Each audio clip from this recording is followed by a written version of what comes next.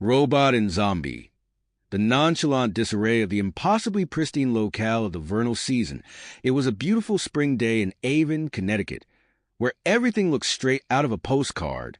The pristine colonial homes were adorned with fresh coats of white paint. The lawns were perfectly manicured, and the smell of blooming cherry blossoms lingered in the crisp air. Birds chirped, and residents of this quaint New England town wore pastel-colored sweaters, greeting each other with polite nods as they strolled the main street, which was lined with charming boutiques and cafes. Enter Robot and Zombie, two blights on this otherwise perfect scene. Robot strutted through the picturesque town square, his black band t-shirt flapping in the wind, the obituary logo faded but still legible. He wore ripped jeans, a flannel tied lazily around his waist, and a black beanie that barely clung to his oversized metal head. His metallic body, scuffed and dinged, clashed with the clean, crisp atmosphere of the town. Zombie, his ever-loyal companion, shambled slowly behind, his Slayer t-shirt torn and dirty, his chain wallet dragging the ground. His shoulder-length black hair swayed in the breeze as his beanie sat askew on his head. "I'm telling ya, Z, this town's practically begging for us to shake things up," Robot declared, puffing out his chest with bravado as he marched down the street. "They think they can just live in this little bubble of perfection? But I'm about to show them how the real world works. I do what I want when I want." Zombie blinked slowly, his vacant eyes focused on nothing in particular. "Want," he mumbled, barely audible. "Exactly. We're gonna cause some chaos." Robot turned toward the nearest café, Patina Brew, where a few unsuspecting patrons sipped artisanal coffee. Without hesitation, Robot yanked open the door, storming inside with the swagger of a villain who'd just announced his takeover. Inside, Debra, the local queen bee and Avon High's reigning mean girl, sat with her entourage, sipping on a soy latte. Her perfect blonde hair was pulled into an impossibly high ponytail, and her jade crew cardigan looked like it had been tailored just for her. "Ugh, what is that smell?" she muttered, wrinkling her nose as Robot sauntered up to the counter. "Seriously, someone needs to take out the trash." Robot ignored her, slamming his metal fist on the counter. "Hey, who's in charge here? I need free stuff. Fast. Preferably something with caffeine or sugar. Or both." The barista, a soft-spoken college kid named Owen, stared at him wide-eyed. We don't just give away free stuff. You have to, buy something." "Buy," Robot scoffed. "You must not know who I am. I'm the leader of this town now. You want this place to stay in one piece? I suggest you start making with the free macchiatos." Zombie wandered in behind Robot, eyes locking on Debra, who glanced at him with a mixture of curiosity and disgust.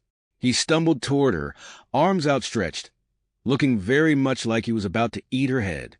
Debra recoiled. "Oh, no. Not today," she yelped, standing up and pushing her chair back. "Don't even think about it, freak." Zombie paused, his arms dropping to his sides as he mumbled, "Think." Robot, meanwhile, had climbed onto the counter, still barking at the barista. "You think this pristine little town can handle me, huh? I'm the chaos this place has been missing." He picked up a ceramic coffee cup and hurled it across the café, where it shattered against the wall. "There. How do you like that, huh? Huh." The café fell into stunned silence. Owen was too shocked to move, while the few patrons in the café stared at the metal miscreant with disbelief.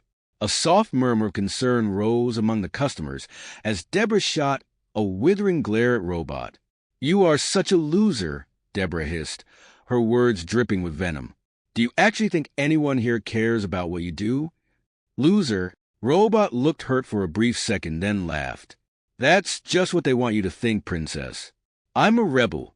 I do what I want, and you're all too scared to admit I'm the genius this town needs." Scared, Debra raised an eyebrow. "Of what?" "A bucket of bolts and his pet corpse." Robot's ego deflated slightly at her lack of fear. "Yeah, well, shut up," he snapped, waving a hand dismissively. "Zombie, do something. Eat somebody's head or something.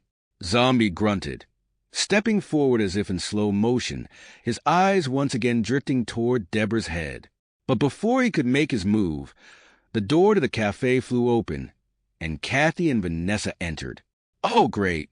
The freak show is here," Kathy said, rolling her eyes as she spotted Robot and Zombie. Kathy, always quick with an insult, folded her arms as she leaned against the doorway. "What?